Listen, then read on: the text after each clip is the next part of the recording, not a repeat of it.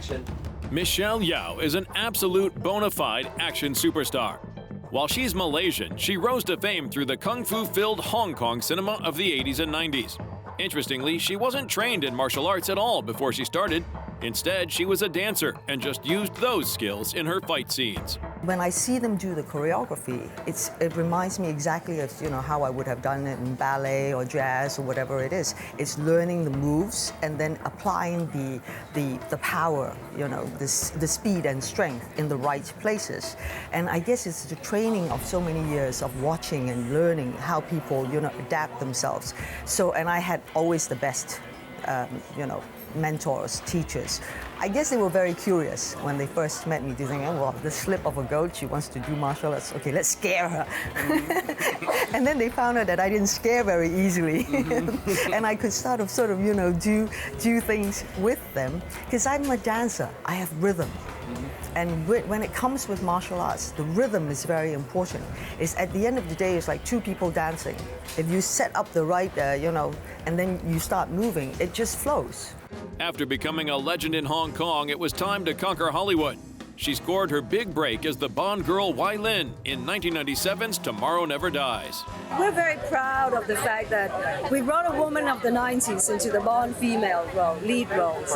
She's an equal to Bond. She matches him word for word, punch for punch, and kick for kick. She's his ally, she's his equal. What more can I say about it? She's a great character, she's got a sense of humor, and we work very well together.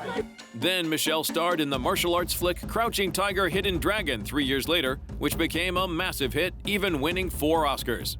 This adventure definitely put her on the map in Hollywood, and before long she was dividing her time between Asian cinema and American movies. By that point, Yeoh was a true action legend and knew exactly how to make a proper action film. Fight, big fight, little fight, massive fight, go back to a small fight. All jokes aside, she understands very well that it isn't the combat that makes a movie memorable. There's so many incredible martial artists in the world. I mean, they can come here and do the flabbergasted. But the most important thing, because at the end of the day, when you're watching a movie, it's the story that drives it. It's the emotions that drive it. The martial arts, if there's too much of it, it becomes like, curtains. And it's a real waste, of hard work. Arguably the most notable fight scene of her career was in The Mummy, Tomb of the Dragon Emperor. Here she went toe-to-toe with another kung fu legend, Jet Li. This is the last battle between the Yuan and the Emperor. It's like they've been waiting thousands of years to finally live or die. This is it, the moment. This is the chance, and she's going for it. And finish it.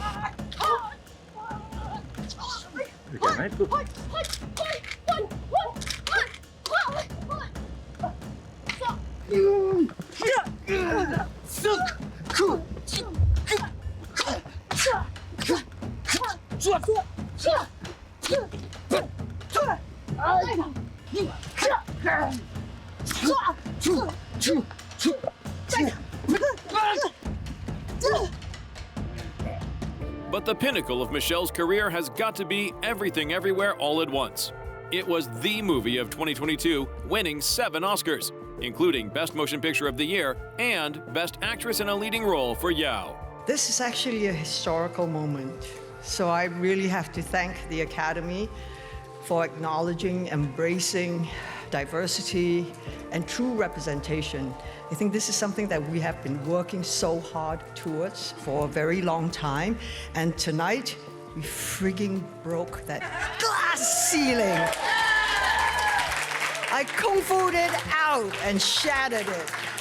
And we need this because there are so many who have felt unseen, unheard. It's not just the Asian community. This is for the Asian community, but for anybody who's been identified as a minority, we deserve to be heard. We deserve to be seen. We deserve to have the equal opportunity so we can have a seat at the table.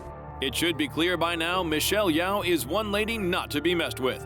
We're eager to see what we can expect from her in the years to come. Don't let anybody say, oh, you're past your prime, blah, blah, blah, blah, blah, blah.